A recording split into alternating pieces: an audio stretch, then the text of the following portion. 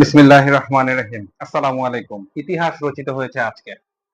হ্যাঁ, বন্ধুরা, ইতিহাস রচিত আজকে ঠিকই হয়েছে। সাউথ আফ্রিকান ক্রিকেটের জন্য আজকে নতুন ভাবে ইতিহাস তৈরি হয়েছে।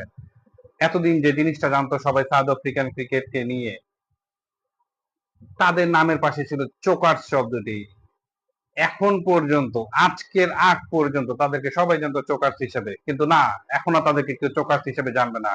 কারণ তারা এরই মধ্যে জিতে নিয়েছে ওয়ার্ল্ড টেস্ট চ্যাম্পিয়নশিপের মহামূল্যবান সেই ট্রফি, যেই ট্রফির জন্য অপেক্ষা করতে হয়েছে দীর্ঘ 2টি বছর। 2টি বছর বিভিন্ন দেশের সঙ্গে টেস্ট খেলার পর আজকে চতুর্থ দিনের ফাইনালে তারা বিশ্ব চ্যাম্পিয়ন অস্ট্রেলিয়াকে লর্ডসে 5-5 উইকেটে পরাজিত করে ট্রফি প্রথমবারের মতো নিজেদের করে নিয়েছে। এই ট্রফি নিজেদের করে নেওয়াতে আমরা তাদেরকে স্বাগত জানাই এবং তাদের ভবিষ্যৎ ক্রিকেটকে আরো সামনের দিকে এগিয়ে নিয়ে যাবে। তাদের নামের পাশে থাকবে না আর কোনো চোকার্স, এই আশাবাদ ব্যক্ত করছি।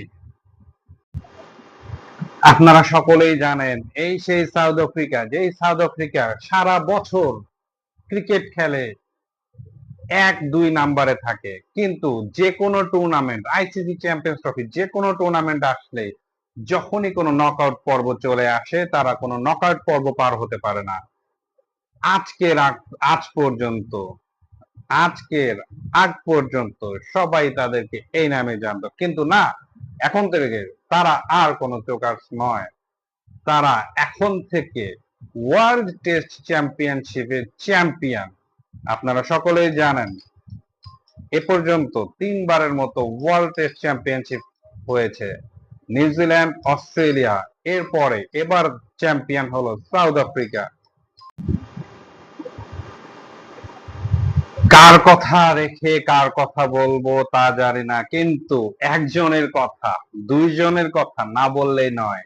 সেই প্রথম জন এইডেন মার্ক্রাম, প্রথম ইনিংসে 0 রান, হতাশার গ্লানি, আউট হতে দেখেছি, মাথা নিচু করে প্যাভিলিয়নের দিকে ফিরে গিয়েছিল, কিন্তু চতুর্থ ইনিংসে কি অসাধারণ ব্যাটিং!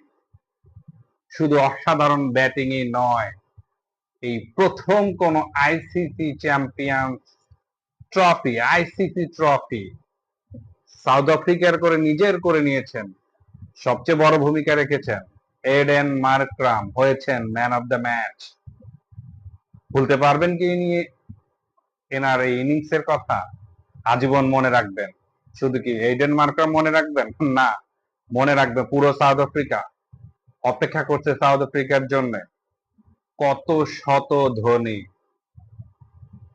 কাগিসো রাবাডা, যার বোলিং ইনসুইং আউটসুইং, পরাস্ত ব্যাটসম্যান, প্রথম ইনিংসে 5-5টি উইকেট, দ্বিতীয় ইনিংসে 4 উইকেট।